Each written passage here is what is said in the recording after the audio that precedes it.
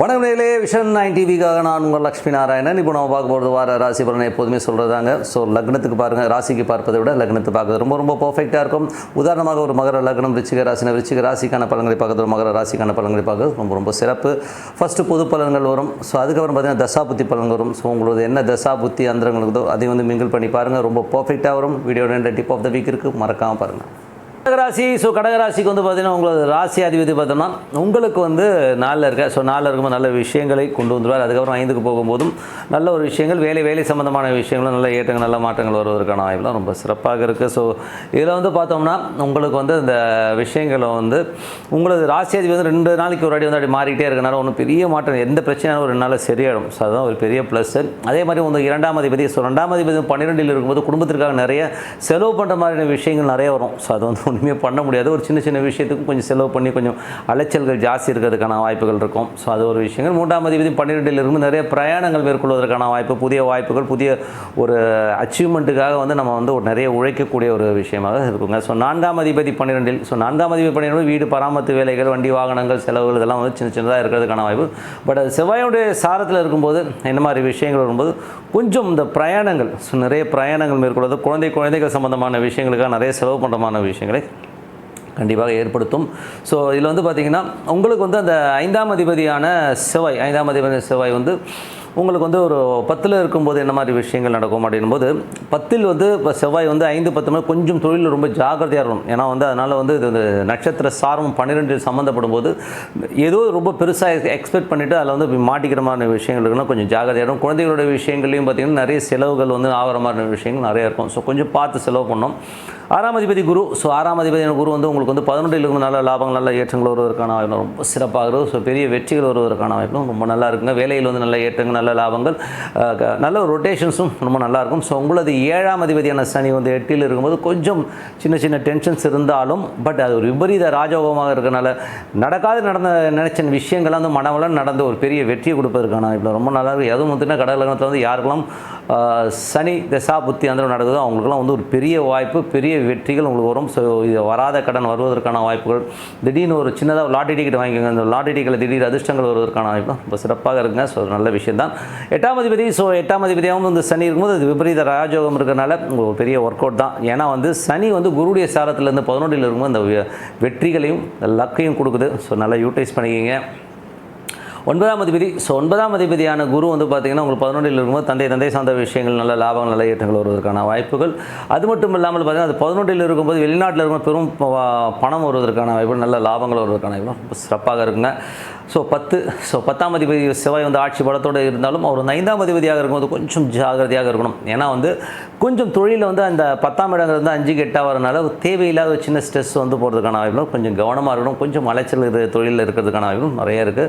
So 11ஆம் அதிபதி 12ல் இருக்கும்போது நல்ல லாபங்கள் அள்ளி தருவதற்கான வாய்ப்புகள் இருக்குது. அதுவும் குரு வந்து 11ல் இருக்கும்போது நல்ல ஒரு வளர்ச்சியும் நல்ல ஏற்றங்களையும் தருவதற்கான வாய்ப்புகள் நல்லா இருக்குது. இருந்தாலும் வந்து கொஞ்சம் அலைச்சல்களை தவிர்க்கணும். ஏன்னா நிறைய கிரகங்கள் வந்து 12லும் கொஞ்சம் அலைச்சல் இருக்க தான் செய்யும். ஸோ அந்த மாதிரி விஷயங்கள் தான். ஸோ இதுவரை பார்த்தது பொது பலன்கள். இப்போ வந்து தசாபுத்தி பலன்கள் எப்படி இருக்குன்னு பார்ப்போம். ஸோ கடக லக்னமாக இருந்து சூரிய தசாபுத்தி அந்த நடக்கிறவங்க எப்படி இருக்கும். சூரியன் 2ஆம் அதிபதியாக இருந்து 12ல் இருக்கும் குடும்பம் சார்ந்த விஷயத்துக்காக கொஞ்சம் நிறைய மெனக்கெடுவது, கொஞ்சம் அலைச்சல்கள், கொஞ்சம் கடன் வாங்குறதுக்கான வாய்ப்புகளும் நிறைய இருக்குங்க. ஸோ என்ன அது நிறைய செலவு பண்ணுற மாதிரி விஷயங்கள் இருக்கின்ற மாதிரி ஒரு இருக்கும். 3ஆம் அதிபதி. ஸோ 3ஆம் அதிபதியை வந்து புதன் வந்து உங்களுக்கு 12ல் வந்து 3-12 நிறைய அலைச்சல்கள் இருக்கும், நிறைய பிரயாணங்கள் மேற்கொள்வதற்கான வாய்ப்புகளும் நிறைய இருக்குது. ஸோ அதுவும் வந்து பார்த்திங்கன்னா வேலையில் இருக்கவங்க தான் கொஞ்சம் அலைச்சல்கள் இருக்கும். சில பேர் வந்து ஆன்மீகமாக சம்மந்தமான விஷயங்கள், கோயில்களுக்கு சில ஊருக்கு ஒரு வெளியூரில் இருக்க கோயிலெலாம் சுற்றி பார்க்கறதுக்கான வாய்ப்புகள் நிறைய இருக்கும். அதுக்கப்புறம் 6ஆம் அதிபதியான குரு வந்து 11ல் இருக்கும்போது வேலையில் நல்ல ஏற்றங்கள், நல்ல லாபங்கள், நல்ல ஒரு வளர்ச்சி கிடைக்கிறதுக்கான வாய்ப்புகளும் பெரிய வெற்றிகள் உங்களுக்கு கிடைக்குங்க. ஸோ அது மட்டும் இல்லாமல் நீங்கள் ஏதாச்சும் கடன் கேட்டிங்கன்னா கூட கடன் கிடைப்பதற்கான வாய்ப்புலாம் ரொம்ப நல்லாயிருக்கு. 7ஆம் அதிபதியான சனி 8ல் இருக்கும்போது அது வந்து பார்த்திங்கன்னா நல்ல ஒரு, அதாவது கடக லக்னத்துக்கு வந்து பார்த்திங்கன்னா அந்த சனி தசாபுத்தி அந்த நடக்கிறவங்க வந்து ஒரு விபரீத ராஜயோகமாக இருக்குங்க. ஸோ அது வந்து ரொம்ப சிறப்பான விஷயம். ஸோ அது மட்டும் இல்லாமல் இந்த சந்திர தசாபுத்தி அந்தரம் நடக்கிறவங்க கடக லக்னமாக இருந்து சந்திர தசாபுத்தி அந்தரம் நடக்கிறவங்களுக்கு வந்து பெரிய வெற்றிகள், பெரிய லாபங்கள் வருவதற்கான வாய்ப்புகள் ரொம்ப நல்லா இருக்கும். ஸோ நல்ல ஏற்றங்கள் வருவதற்கான வாய்ப்பும் ரொம்ப சிறப்பாக. வேலையில் கிடைக்காதவர்களுக்கு வாரத்தின் இறுதியில் வந்து பார்த்திங்கன்னா நல்ல ஒரு வேலை வாய்ப்புகள் கிடைக்கிறதுக்கான வாய்ப்பும் ரொம்ப நல்லா இருக்குது. கடக லக்னமாக இருந்து செவ்வாய் தசாபுத்தி அந்தரம் நடக்கிறவங்களுக்கு செவ்வாய் வந்து 10ல் இருக்கும்போது நல்ல ஆட்சி பலத்தோடு பலத்தோடு இருந்தாலும் பிஸ்னஸ் சம்மந்தமான விஷயங்களை ரொம்ப கவனமாக இருக்கணும். ஏன்னா வந்து அது 5ஆம் அதிபதியாகவும் வரும்போது கொஞ்சம் ஜாக்கிரதையாக இருக்க வேண்டிய காலகட்டங்கள் கொஞ்சம் வந்து பிஸ்னஸில் வந்து அலைச்சல் ஏற்படுவதற்கான வாய்ப்பு நிறைய இருக்குங்க. ஸோ கடக லக்னமாக இருந்து ராகு தசாபுத்தி ராகு வந்து பார்த்திங்கன்னா உங்களுக்கு வந்து 9ல் இருக்கும்போது புதனுடைய சாரத்தில் போகும்போது கொஞ்சம் நிறைய அலைச்சல்கள், வெளிநாட்டில் இருக்கிறவங்களுக்கு வந்து கூட பார்த்திங்கன்னா அங்கங்கே கொஞ்சம் வந்து மெனக்கடுகள் இருக்கிற மாதிரி இருக்கும். பட் இருந்தாலும் வெற்றி கிடைக்குமா, கண்டிப்பாக நல்ல வெற்றி கிடைப்பதற்கான வாய்ப்பு, நல்ல லாபங்கள் வருவதற்கான வாய்ப்பு ரொம்ப சிறப்பாக இருக்குது. கடக லக்னமாக இருந்து குரு தசாபுத்தி அந்த நடக்கணும், பெரிய வாய்ப்புகள், பெரிய பணம் வருவதற்கான வாய்ப்பு ரொம்ப நல்லா இருக்குது. சனி தசாபுத்தி நடக்கிறவங்க பார்த்திங்கன்னா பெரிய வாய்ப்புகள், விபரீத ராஜயோகங்கள் வருவதற்கான வாய்ப்பு, திடீர்னு அதிர்ஷ்டங்கள், அது ஒரு பெரும்பணம் வருவதற்கான வாய்ப்புகளும் ரொம்ப நல்லா இருக்குங்க. கடக லக்னமாக இருந்து புதன் தசாபுத்தி அந்த நடக்கிற புதன் வந்து பார்த்திங்கன்னா உங்களுக்கு 3-12ஆம் அதிபதியாக ஆட்சி பலத்தோடு இந்த 12ல் இருக்கும்போது நிறைய வந்து கொஞ்சம் அலைச்சல்கள் இருக்கும். கொஞ்சம் மெனக்கெட்டு ஒவ்வொரு விஷயத்தையும் பண்ணி முடிக்கிறதுக்கான வாய்ப்பு நல்லாவே இருக்குது. ஸோ அது மட்டும் இல்லாமல் கடக லக்னமாக இருந்து கேது தசாபுத்தி கேது வந்து 3ல் இருந்து அதுவும் சந்திரனுடைய சாரத்தில் இருக்கும்போது சிறப்பான விஷயங்கள்லாம் நடக்கும். ஸோ உங்களது முயற்சிகளில் வந்து நல்லா வெற்றி கிடைப்பதற்கான வாய்ப்பு ரொம்ப நல்லா இருக்குது. கடக லக்னமாக இருந்து சுக்கிர தசாபுத்தி சுக்கிரன் வந்து உங்களுக்கு 12ல் இருக்கும்போது நிறைய அலைச்சல்கள் இருக்கும். ஸோ பெரிய லாபத்திற்காக மெனக்கெட்டு ஒரு லாபம் வருவதற்கான வாய்ப்புகள் நல்லா இருக்குது. ரியல் எஸ்டேட் துறையில் இருக்கவங்க வந்து கொஞ்சம் அலைஞ்சி திரிஞ்சு ஒவ்வொரு விஷயத்தையும் முடிக்கக்கூடிய ஒரு வாய்ப்புகளாக கண்டிப்பாக இருக்கும். ஸோ நல்ல விஷயங்கள், நல்ல மாற்றங்கள் இருக்கணும்னா பிரார்த்தனை ரொம்ப அவசியம். ஸோ மனதார இறைவனை பிரார்த்தனை பண்ணும்போது கண்டிப்பாக நல்ல ஒரு விஷயத்துக்கு கண்டிப்பாக போக முடியும். ஸோ இறைவனை பிரார்த்தனை பண்ண பார்ப்போம். ஸோ டிப் ஆஃப் த வீக்கில் வந்து இப்போ நம்ம பார்க்க போகிறது வந்து ஆத்மகாரகன். ஸோ ஆத்மகாரகன்னா யாருன்னா, ஒருத்தருக்கு வந்து இஷ்ட தெய்வம், எனக்கு வந்து இஷ்ட தெய்வமாக இந்த தெய்வத்தை வழிபட்டால் எனக்கு எல்லாமே கிடைக்கும் அப்படின்னு நினைக்கிறத பற்றி தான் நம்ம சொல்ல போகிறோம். ஸோ இது வந்து உங்களது ஜாதகத்தில் வந்து பார்த்திங்கன்னா ஒவ்வொரு கட்டம் இருக்குது. 12 கட்டம் இருக்குன்னு வச்சுப்போமே. இந்த 12 கட்டத்தில் வந்து 30 டிகிரி ஒரு கட்டமும். ஸோ இது வந்து ஒரு கணக்கு. ஸோ இப்படி இருக்கும்போது எந்த கிரகம் அதிகமான டிகிரி, இப்போ 30 பாகை இருக்குன்னா எது அதிகமான டிகிரி இருக்கோ அதுதான் வந்து உங்களுக்கு ஆத்மகாரகனாக வரும். ஸோ அந்த தெய்வத்தை வழிபட்டிங்கன்னா நீங்கள் வந்து அடுத்த கட்டத்துக்கு வந்து ரொம்ப சூப்பராக போகலாம். அது மட்டும் இல்லாமல் அது கிளாரிட்டி கொடுக்கும். ஸோ லைஃப்பில் வந்து அடுத்த கட்டத்துக்கு போகிறதுக்கான கிளாரிட்டியை வந்து ரொம்ப சூப்பராக கொடுக்கும். ஸோ அது வந்து எந்த மாதிரி விஷயங்கள், இப்போ உதாரணமாக ஒரு சூரியன் அதிக டிகிரியில் இருக்குன்னு வச்சுக்கோமே, அது வந்து 30 டிகிரிக்குள்ளே தான் இருக்கும். 30 டிகிரி ஒரு கட்டம்னா அதில் வந்து சூரியன் இருக்குன்னு வைங்களேன். அதில் வந்து நீங்கள் உங்கள் எல்லா கிரகத்தையும் பார்க்கும்போது எந்த கிரகம் அதிகமாக இருக்கோ அதை வந்து நம்ம ஆத்மகாரனாக எடுத்துப்போம். ஸோ அது வந்து உங்களுக்கு அதாவது உபாசனை தெய்வம். ஸோ உபாசனை தெய்வமாக அது வழிபடுவோம். அந்த உபாசனை தெய்வங்கிற போது சூரியனாக வருதுன்னு ஈஸ்வர வழிபாடு. ஸோ மனதார இறைவனை வந்து வழிபாடுபடுறது வந்து அந்த ஈஸ்வர வழிபாடு வந்து சூரியனுக்கு வருங்க. ஸோ சந்திரனுக்கு வந்து பார்த்திங்கன்னா ஈஸ்வரன் கோயிலில் இருக்க அம்மன். ஸோ அது சொர்ணாம்பிகை, பாலாம்பிகைன்னு இருப்பாங்க. ஸோ அவங்களை வழிபாடு பண்ணும்போது அது வந்து அது உபாசனை தெய்வமாக இருந்து உங்களோட பேசுங்க. அதுக்கப்புறம் செவ்வாய்னா எல்லாருக்குமே தெரியும் முருகன். ஸோ முருகனை வந்து உபாசனை தெய்வமாக எடுத்து ஓம் முருகா ஓம் முருகன் பிரார்த்தனை பண்ணும்போது நம்ம அடுத்த கட்டத்திற்கு போகிறதுக்கான வாய்ப்புலாம் ரொம்ப சிறப்பாக இருக்கும். ஒரு கிளாரிட்டி கிடைக்கும்.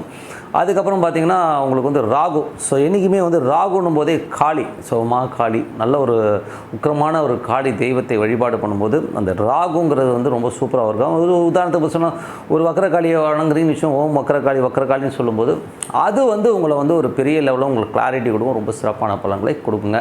அதே மாதிரி குரு வந்து உங்களுக்கு ஹையஸ்ட் டிகிரியாக இருக்குன்னா பெரியவர், அதாவது நம்ம என்ன சொல்லுவோம், சாய்பாபா, காஞ்சி பெரியவர், இந்த மாதிரி பெரியவர்களை வழிபாடு பண்ணுறதை வந்து உபாசனை தெய்வமாக இருக்கும். ஓம் சங்கராச்சாரிய நம்ம ஓம் சங்கராச்சாரிய மனதார வழிபாடணும், ஓம் சாய்பான்னு வணங்கலாம்.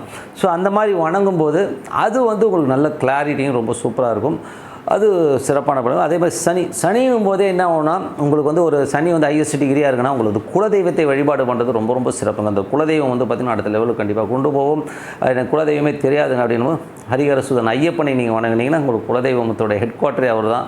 ஸோ அதை வணங்கும்போது அதை வந்து உங்களுக்கு நல்ல கிளாரிட்டி லைஃப்பில் வந்து நீங்கள் அடுத்த கட்டத்துக்கு வந்து அதே கூட்டு போங்க. இது வந்து டெய்லி பண்ணணும். டெய்லி வந்து ஒரு 108 மாலை விற்கிது இல்லைங்களா, அதை மரத்தில் இருக்கும், இல்லை ஸ்படிகமாக இருக்கலாம், எதை வேணா இருக்கலாம், ஜஸ்ட் கவுண்டிங் தான். ஸோ இப்போ ஐயப்பனா ஓம் ஐயப்பா அப்படியே உள்ளுக்குள்ளே வந்து சொல்லும்போது மனதார சொல்லுங்கள். ஸோ அப்படி சொல்லும்போது நம்ம அடுத்த கட்டத்துக்கு போகும்போது அதே மாதிரி வந்து பார்த்திங்கன்னா உங்களுக்கு வந்து உபாசனை தெய்வம் வந்து புதனாக இருந்தால் பெருமாள் வழிபாடு ரொம்ப சிறப்பான பலன்களை தரும். கேதுவாக இருந்தால் வந்து உங்களுக்கு வந்து விநாயகர், ஆஞ்சநேயர் யாராச்சும் ஒருத்தர் நீங்கள் சூஸ் பண்ணிக்கலாம். ஸோ அதுவும் வந்து ஒரு சிறப்பான பலன்களை கண்டிப்பாக தருங்க. ஸோ இதை வந்து வழிபட்டு வாங்க. கண்டிப்பாக நம்ம வந்து அடுத்த லெவல் போகிறதுக்கான ரொம்ப சிறப்பாக. அதே வந்து சுக்கிரனாக இருந்தால் மகாலட்சுமி. ஸோ மகாலட்சுமி வந்து மனதார வழிபடுங்க. அது வந்து ஓம் மகாலட்சுமி வழிபடும்போது கண்டிப்பாக வந்து நல்ல கிளாரிட்டியை கொடுக்குங்க. ஸோ நல்ல விஷயங்கள், நல்ல மாற்றம்னா பிரார்த்தனை ரொம்ப அவசியங்க. நீங்கள் அந்த பிரார்த்தனை பண்ணுங்கள். லைஃப்பில் வந்து நம்மளை தேடி நல்ல வாய்ப்புகள் கண்டிப்பாக வரும்னு சொல்லிட்டு உங்களிடம் விடைபெறுவது உங்கள் லக்ஷ்மி. நன்றி, வணக்கம்.